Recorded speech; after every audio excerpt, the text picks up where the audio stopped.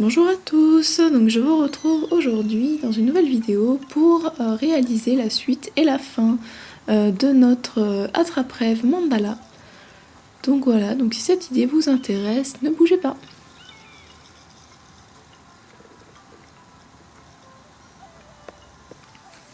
Alors pour commencer, je prends un bout de pâte blanche que je vais venir rouler en un très fin et très long colombin.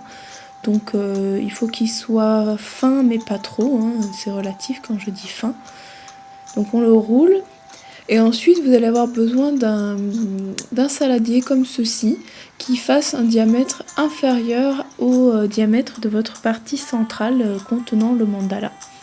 Donc vous allez enrouler votre morceau de pâte blanche autour du saladier comme ceci. Ensuite, vous coupez l'excédent et vous venez lisser avec le doigt au niveau de la jonction. Donc après, avec le dos de mon cutter, de ma lame de scalpel, je viens faire plein de petits stries comme ceci pour donner un effet un peu de bois flotté. Donc je fais ça sur tout le tour et je passe ça au four à peu près en pré-cuisson 10 minutes à 100 degrés, à 110 degrés. Donc une fois que c'est fait, je retire le saladier, je le mets de côté.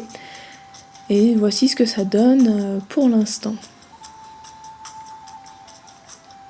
Donc ensuite je fais un autre colombin de pâte blanche, un peu plus épais que le premier, et je viens l'enrouler autour du premier. Et je procède de la même manière, donc je coupe l'excédent, je viens adoucir avec le bout des doigts, et je viens faire des stries avec le dos de mon scalpel. Toujours pour donner cet aspect un peu bois flotté. Ensuite, avec des pastels secs, je vais venir rajouter des petites touches de couleur un peu partout. Donc c'est optionnel, mais je trouvais que ça donnait des petites couleurs assez légères, assez sympas. Donc je mets des touches dans les tons bleu-vert. Donc là, vous pouvez choisir les couleurs que vous voulez. Le mieux étant d'accorder avec le mandala qui est au centre. Donc voici ce que ça donne.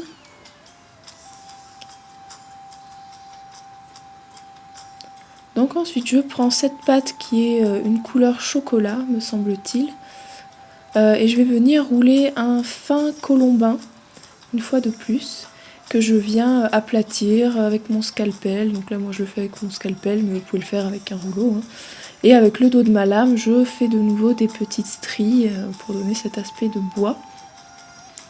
Et je vais venir disposer des petits morceaux de cette pâte un peu tout le long de mon support d'attrape-rêve. Donc le mieux c'est de les espacer de manière bien définie, mais vous pouvez les mettre de manière aléatoire.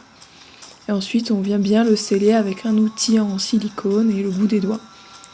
Donc voilà, donc moi j'en ai mis 6 en tout, vous pouvez en placer autant que vous voulez, en essayant de les placer voilà, de manière assez symétrique. Et donc on cuit tout ça 30 minutes à 130 degrés. Ensuite vous aurez besoin de fils de coton comme ceci, donc moi j'ai pris une couleur bleu nuit, et d'une aiguille avec une tête assez grosse pour pouvoir passer votre fil de coton à l'intérieur.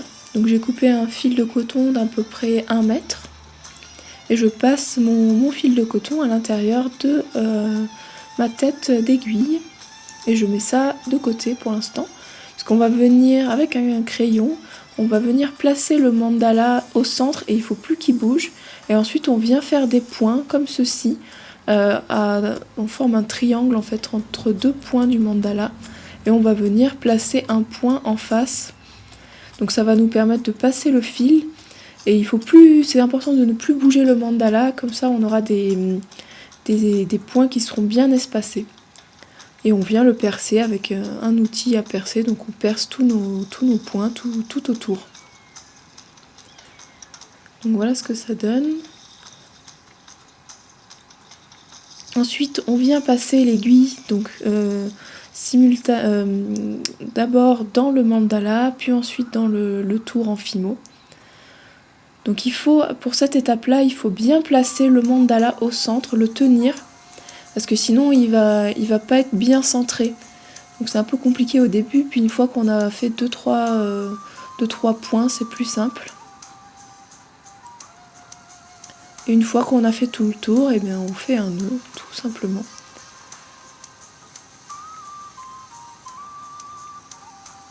Et on coupe l'excédent de fil qui dépasse. Donc voilà ce qu'on obtient pour le moment. Donc on commence à avoir quelque chose d'un peu plus approchant à un attrape-rêve. Donc ensuite, il va nous falloir de la laine. Donc moi j'ai pris de la laine une fois encore couleur bleu nuit. Et on va venir découper plusieurs bandes de laine. Donc comme on peut voir là, elle fait 50 cm de long, mais puisqu'il y a un coude en haut, en fait il faut découper des bandes de 1 mètre. Donc une fois 1 mètre, ensuite 2 fois 80 cm, parce que là ça fait 40 donc ça fait 80. Et là on a 30 donc ça fait des bandes de 60 cm. Donc on en fait une en 50 cm, 2 en 40 cm et 2 en 30 cm comme vous pouvez voir à l'image. Donc par bande il faut 2 fils, donc on en fait 2 à chaque fois. Comme vous pouvez voir sur la vidéo. Donc ensuite on prend notre bande au niveau du coude. Donc moi j'ai commencé par la plus longue, donc on met la plus longue au milieu. Donc on passe comme ceci les fils à travers la boucle et on vient serrer autour de l'anneau en fimo. Donc on serre bien, avoir quelque chose de joli. Donc j'ai commencé par le 50 cm au milieu, puis ensuite 40, puis ensuite 30, pour avoir le plus long au milieu, puis que ça aille crescendo du plus grand au plus petit. Donc ensuite on prend un morceau de laine d'à peu près 20 cm, et on fait un nœud au bout, comme ceci, qu'on serre bien. Et on vient le placer sur ce qui sera le haut de notre attrape-rêve. Donc de la même manière, en faisant une boucle dans laquelle on passe le restant de fil et on coupe l'excédent de laine. Donc on peut désormais suspendre notre mandala.